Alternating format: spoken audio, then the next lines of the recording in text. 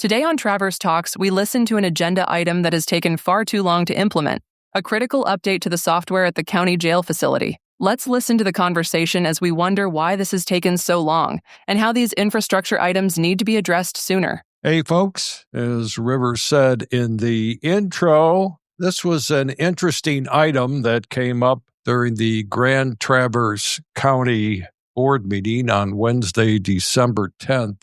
Sort of at the tail end of the board meeting.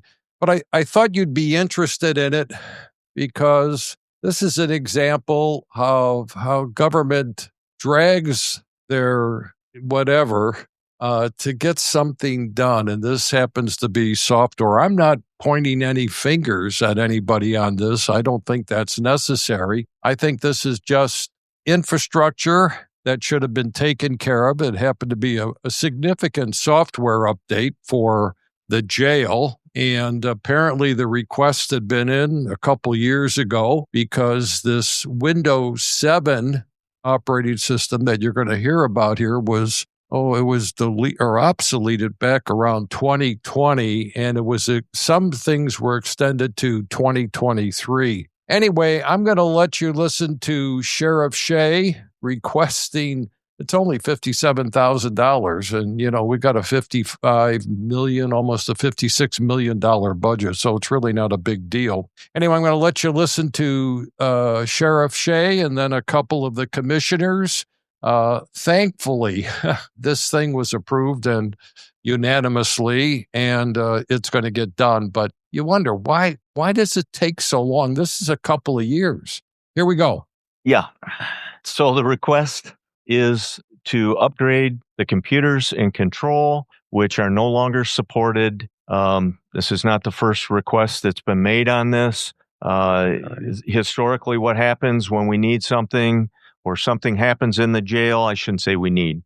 When something happens in the jail, the answer is we need more cameras. The cameras all funnel into control. Control controls everything throughout the jail, from the locks to everything. Okay, so now let's get this straight, folks. Everything is controlled by this computer system. Everything in the jail, okay?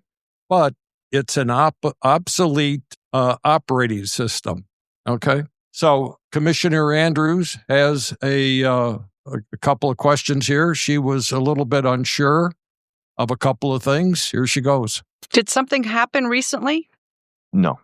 Is this an emergent challenge, or is this a challenge that's been... It's an ongoing challenge, and when we were looking at our budget currently, we thought that this may be a very appropriate approach to take $57,000 and get this done. We have verified that we can get these units delivered and the installation going this calendar year yet.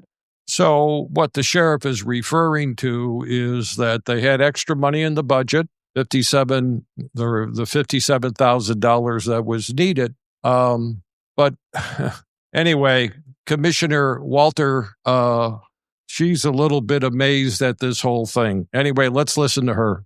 Well, I mean, this is a huge operational risk, and I'm kind of upset it wasn't taken care of earlier. I don't understand how this, we're the jail is on an outdated, unsecure, unsupported system.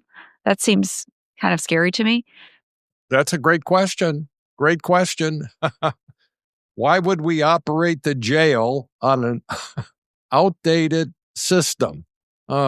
Anyway, here's a little bit of an explanation on Windows 10 and its obsolescence. Here we go. The challenge here is Windows 10 is no longer supported, so we have no more updates. The application runs on Windows 10. We need to run on Windows 11. The application that's in question does not run on Windows 11, so that's why we need to upgrade everything. Okay, so that's the reason for the upgrade, and it should have been done a lot sooner. And these things get delayed. When you think about it, you wonder if something had gone wrong at the jail. Let's say the system failed, and let's say a couple of the inmates got out. I wonder how we would have talked about that and thought about that. And the solution was so easy. Anyway, Commissioner Walter, she asked another question, and I think it's a good one.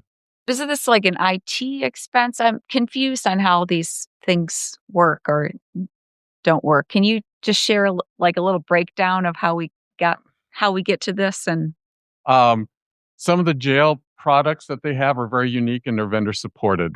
When it comes to supplying the hardware to support their needs, that's something that we can do. But then we may go in and provide the hardware, the components themselves. And then there'll be an outside vendor that comes in that has much more experience in dealing with jail programs, and we will support them on getting that up and running. So that's how it's kind of a blend, kind of like what we do with 911. 911. We have systems in there that we provide the hardware for, but then we have another vendor that comes in and actually installs the software or maintains the software. It's vendor supported. So there you go, folks. That's why people get a little bit upset with government. Sometimes things that shouldn't take a long time take a long time. This is a very simple example.